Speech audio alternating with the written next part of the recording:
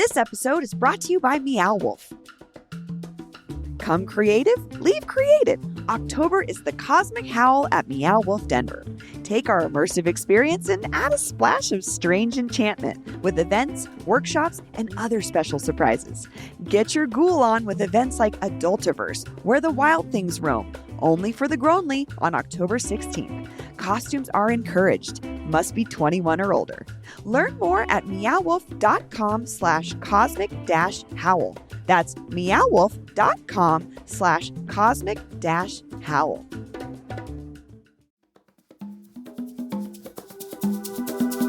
Today on CityCast Denver.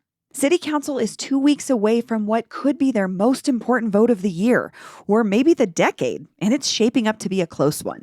One of Denver's richest residents, Stan Kroenke, has plans to build 15,000 residential units in the empty parking lots around Ball Arena. He has a ton of big, lofty ideas for what could be. But what will the neighborhood actually look and feel like? And what are we going to call it?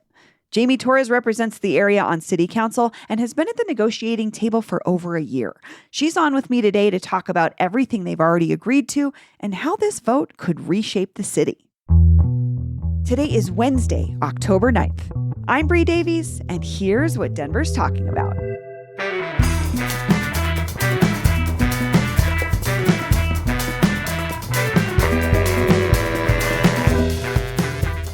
Councilwoman Jamie Torres, welcome back to the show. Hi, Bree. So you can't giggle like that because we've just been talking for 15 minutes I know, before. we're deep in conversation already. We're warmed up.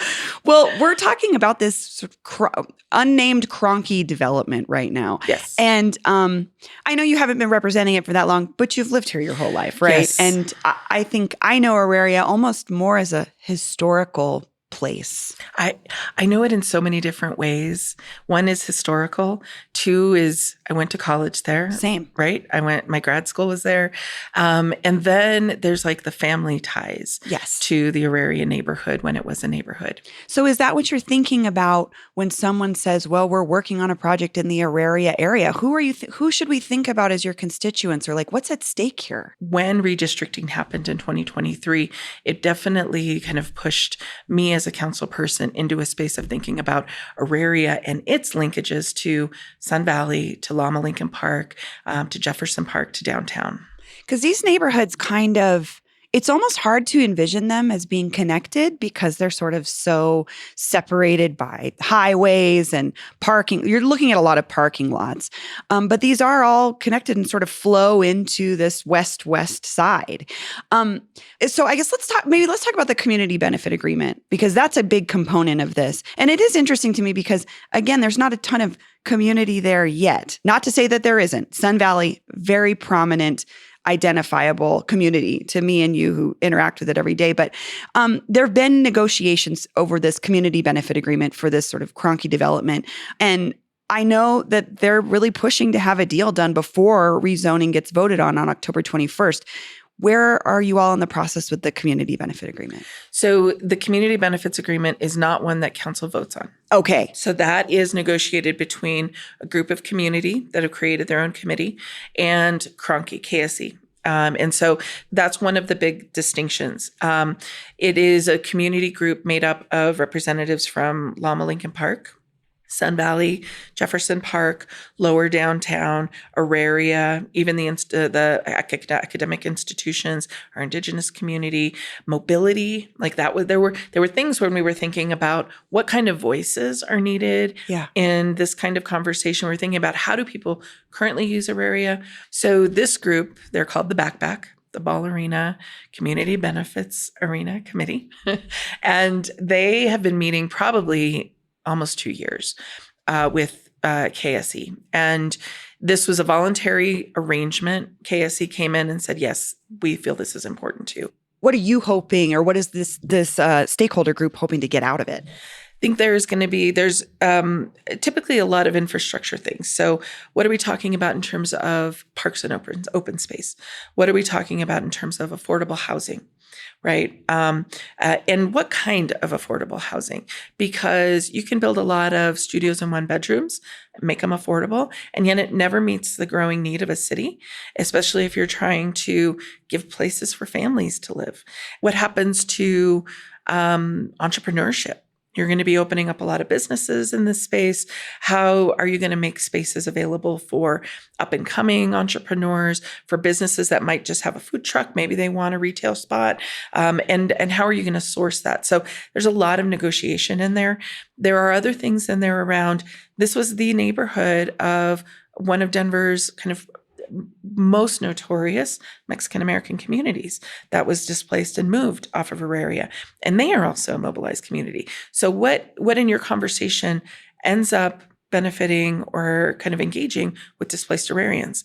This is also the Platte River, Cherry Creek, the confluence. This is where Indigenous communities met. This is the origins of our city prior to us being a settled city. Correct. Absolutely. And so what does that engagement look like with that community? And is there a nod to something that they would like to see, or some kind of continued investment fund? A variety of those kinds of things can definitely come into play. Has KSE been amenable to the things that the community is asking for? I would say largely yes. Okay. It has always come down to details, right? Are we talking about 18% affordable housing or 15% affordable housing? Are we talking about this many 3-bedrooms versus this many studios? Are we talking about a permanent supportive housing building, right, for people coming out of homelessness? So it is those kinds of details. And I will say, as of today, we still don't have a signed one. That's what I was going to ask next was, has KSE and the community made an agreement yet? Not yet. And like you said earlier, council doesn't vote on the CBA itself, but it sounded like KSE is hoping this will be taken care of before that rezoning goes into effect. Are you optimistic that the agreement will be signed? It will need to be. This would be a huge problem if it were not signed, because when you mention like, who is the community, right? This isn't like a neighborhood existing for neighbors to come out and voice their opinion of what they'd like to see. That's essentially the community benefits agreement to us. How does the neighborhood feel? How does community feel about the long-term impacts of a development like this?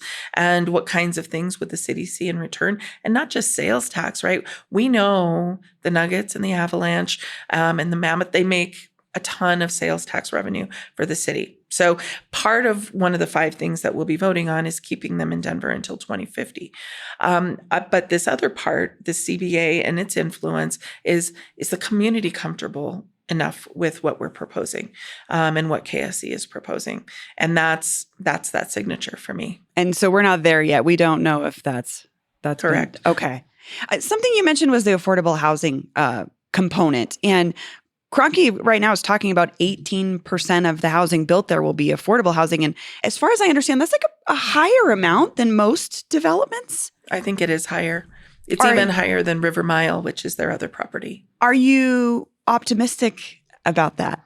I'm impressed with it. Okay. I do feel like, right, devil's in the details. I've been taking a look at the language, and there's a lot in there about, if not by this time, then this decision gets made. And I think the city's built in a lot of fail safes, right? So this thing won't be built all at once. It would be built in phases. And so in phases, they have to pull permits for each building. If they are not seeing the affordable building permit pulled by a certain time, they don't move forward, right? So it is the stick for the conversation that we've built around, you've got to be able to integrate within each phase. These are not just units that are built at the highway end of this entire development. Don't just put the affordable ones in like the crappiest spot, for lack of a better term, in this. This is like to integrate it. Like I think the Mariposa development in West Denver is a great example to me of a group, but it's right by all these transit things. But there is a mix there. There's truly a mix of housing. Yeah, 18% again seems like a lot compared to other developments. But I know with the Park Hill Golf Course situation that did not end up happening, they were promising like 25% affordable housing. Why can't we be shooting for that? I don't know that because of what we're also asking them to build in terms of park space here. And I think just the arrangement is what's feasible. And this, I think, was much higher than they were coming in. And it is just a tad lower than where I think even some of our own experts were saying, here's what's possible in today's day, in construction costs, in the height that they're aiming to go. Here's what's likely to be built and what's not likely to be built. Okay. We'll come back to the height thing in a minute, but you mentioned this park. A big part of it is we're going to have this 3-acre signature park. Have you heard about their plans to hire private security for this park? No. Okay. I have not. What I will say is that this park, in the language that because we do approve the development agreement. While we don't approve the community benefit agreement, we approve the development agreement. And that does include the language that this park gets turned over to Parks and Recreation. So it becomes part of our park system. It is not a private park. Correct. Okay. Correct. So if that were to happen, that's not going to be staffed by private security. It's going to be treated like any other park, I would assume. I imagine. Okay. Although I will say folks like downtown, Denver Partnership have hired private security for downtown, right? It is public space, and yet like an organization has hired something private to monitor. So it is something to keep an eye on.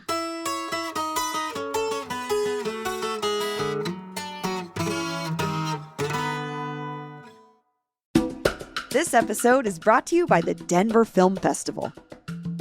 The Denver Film Festival is back from November 1st through the 10th, and it's your chance to experience some of the biggest films premiering in Denver before anywhere else. I mean, obviously, a giant fountain Coca-Cola. Can't not do that. Popcorn. What am I talking about? Junior Mints. Hi. The best. It's the only place I eat. The only time I ever eat Junior Mints is at the movies. It's like that's where they belong. You know what I mean? But here's the best part. It's not just about the blockbusters. The Denver Film Festival is your opportunity to discover hidden gems you might never get to see anywhere else. We're talking indie films, groundbreaking documentaries, and emerging directors. This festival is packed with unique stories that will stay with you long after the credits roll. So don't miss out. Head to denverfilm.org to grab your tickets and get ready to immerse yourself in 10 days of incredible cinema. That's denverfilm.org. We'll see you there. Hi, this is David Plotz of CityCast. Have you thought about a gift for yourself this year? One that has the power to help you grow and learn and become a better version of yourself? Give yourself the gift of language by getting Babbel. With quick 10-minute lessons handcrafted by language experts, Babbel gets you talking a new language in 3 weeks. Because talking is the key to really knowing a language. And that's how Babbel approaches it. It's designed for real conversation. So I have a trip to France planned with my girlfriend. Was it inspired by the Olympics? Yes, it was. And it's given me the chance to revive my old high school French. And it's so fun to catch back up with the vocabulary I'd forgotten. To remember all the food, for example. I'm in a lesson on ingredients, so I'm going to make crepes with butter and sugar. Avec sucre et de beurre salé, on va se régaler. We're going to have a feast. I learned this great new French expression too. J'en ai l'eau à la bouche. That means I have water in the mouth. It means it's mouth-watering. Love it. Love French. Anyway, Babbel gets you talking, and studies from Yale and Michigan State University and other leading universities prove that it works. So here is a special holiday deal for CityCast listeners. Right now, get up to 60% off your Babbel subscription, but only for CityCast listeners at babbel.com/CityCast. Get up to 60% off at babbel.com/CityCast, spelled BABBEL.com/CityCast. Rules and restrictions may apply. This episode is brought to you by BetterHelp. October is the season for wearing masks and costumes, but some of us feel like we wear a mask and hide more often than we want to, at work, in social settings, and around our family. Therapy can help you learn to accept all parts of yourself so you can take the mask off, because Halloween masks should be part of a fun costume, not your daily life.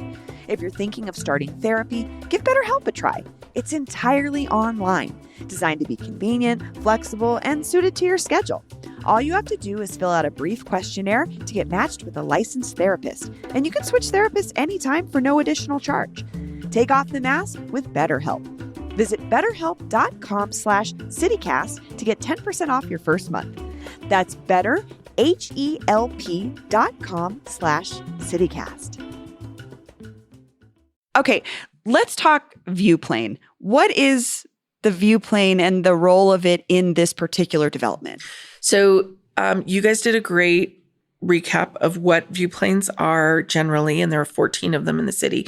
This one that impacts the Ball Arena location is called the Old City Hall View Plane, and it originates right at 14th and Larimer. There's a bell, and this is literally where our old City Hall used to be. And so this view plane was put in place both as that commemorative piece, but also to do what view planes are designed to do, which is protect a view of the mountains. And so when you stand at that location, that is where your view should be protected. It is not behind it. It is not 3 stories above it. It is not left or right, a block or two. It is at that location. From a human level. Is Yes. that view been retained? No. Okay, I was going to say, because I'm imagining, is that where Auraria campus is? Correct. Okay, there's a ton of tall buildings. Yes. And so because that's a state entity and state-owned property now as a campus. Auraria campus is a state-owned. Okay. Yes. They are not subject to our local view plane rules. So they can build and impair the view of that view plane as much as they want. But this view plane has boundaries, right? Like anything does. And it goes all the way to Federal Boulevard. Wow. So when we, there's language in a variety of different plans that say, if obsolete, this is reason enough to eliminate the view plane. It was not something that I was supportive of, that other members of council are supportive of, just starting to eliminate view planes. One, because we don't know what 5, 6, 7 generations from now Auraria is going to look like. But also going to Federal is still a valuable piece of information if the Broncos decide to build on their stadium land. Aha. But I think it always comes back to, why would we start getting rid of view planes, even if they're outside of our control, obsolete, particularly if they still hold a tool for us to use in a future project. I can see someone saying, though, but we just want to build, we want density. This is the whole thing. Density is what's going to save us because sprawl has not done us any favors. What do you say to folks who say, but maybe you're keeping density from happening? I think there is still a conversation for density with some of the things that we're talking about. You don't just get density without affordability. And in the West Side, we've seen West Colfax densify and not become more affordable and not build more units for families.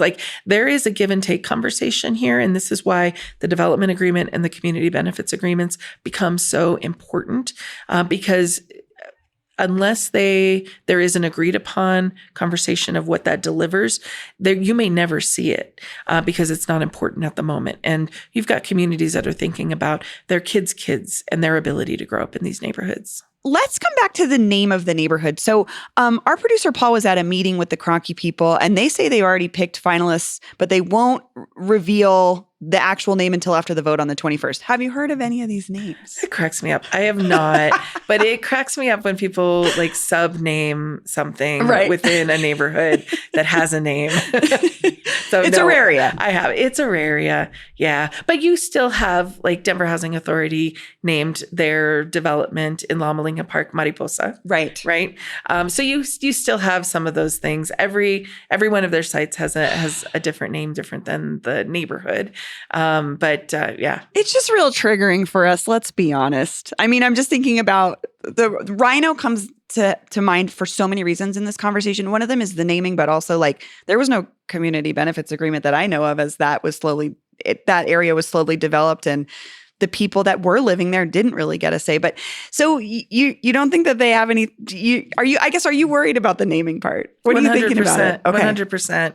I think about that because it's branding, and what it can also do is kind of distance itself purposefully from something that they consider like a negative or, something like that.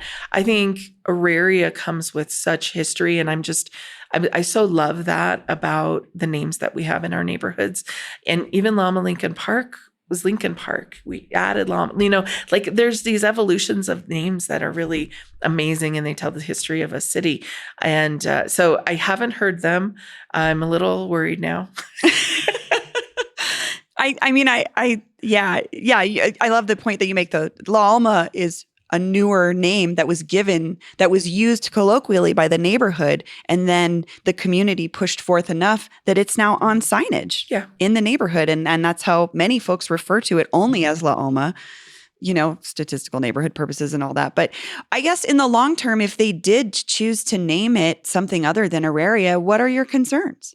That they'll have done that in a marketing room, and they won't have done that based on any kind of community sentiment or what that actually means. I mean, River Mile got a name, right? That's still in the Auraria neighborhood. And Low-High is a great example of this. Exactly. So there are things like that start to come up. It happens. If how they do it will be a real indicator of whether or not they care that they either draw from history or from like a community vision or not. What other considerations as a councilwoman, what are you looking at when you're thinking about, again, representing the people that live there, the historical, the families that came from there, and the people that are yet to live there? What else are you thinking about beyond the development plans? How people get in and out, how people get across and to it. We're still going to have Ballerina there, and we won't have all of these parking lots for them to park in, right? And so it really is, I think, how they adjust to that. It can be really chaotic, or it can be really smooth, however we decide to build it. The other piece for me, it has to do with the river. I mean, this was a river that notoriously flooded in 1965. Right. Changed our city forever. Changed our city. Yeah. My family's trajectory in this city changed really dramatically. This was where family from both my grandma and my grandpa's side of the family lived, and where we ended up going, and how they experienced that 1965 flood was just pretty epic. And so River Mile bears the obligation of flood mitigating on their portion of the Platte. And so this, I think, helps get us on our way of trying to make the Platte a little safer. The other piece that gets really exciting for me is we had early conversations with River Mile before Auraria was even part of my district around recognizing and acknowledging the Native community and along the river, and really putting in some really wonderful like named trail systems and teaching for people who are going to have no idea that this history was there. So the last thing I want to talk about is the sort of ripple effects, right? This is one area of your district. Like you said, your district has grown, and this comes up through Sun Valley, Valverde, Villa Park, my neighborhood of Barnum. I had a friend reach out to me who runs a business on Federal right behind the stadium. And she said, I heard that Kroenke bought a bunch of land in your neighborhood. I think it's coming your way.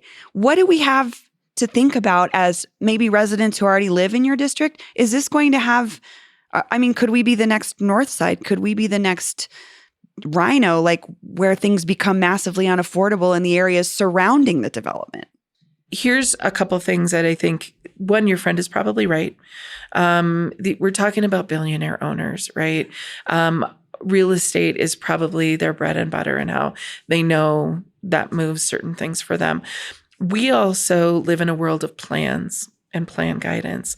And one of the things we just passed in the West Side is the West Area Plan that talks incredibly extensively around not just our history of redlining, but our current reality of gentrification, and that plans need to be done and development needs to be done in a way that is not displacing, that we are using and creating new tools to try to keep families in place. And if we're not doing that, then we need to take a step back and pause on a lot of the things that are happening in West Denver. And that could be it could be rezonings. I rezoned 3 neighborhoods for accessory dwelling units. Federal Boulevard growth, our industrial corridor, that I think bears probably the most opportunity for transition. But we have a lot of conversations coming, and we have 2 more plans underway right now. One for Southwest Denver, which includes Westwood, Ruby Hill, Athmar, Overland, and the far southwest, which is even further southwest than those neighborhoods. So these plans mean everything. And if we are paying attention and we're putting in language that says, here's what we're worried about, here are the fail safes, here's where we need to be real cautious and not just let things Run get wild taller, and- get bigger. Yeah. Councilwoman Torres, thank you so much. Thank you.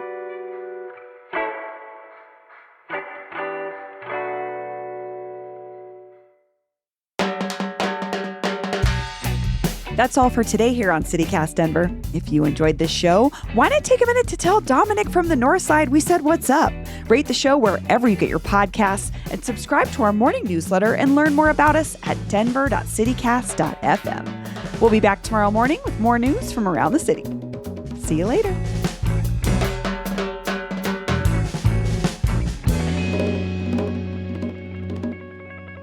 Son of a knew I was trying not to do that and then I did it.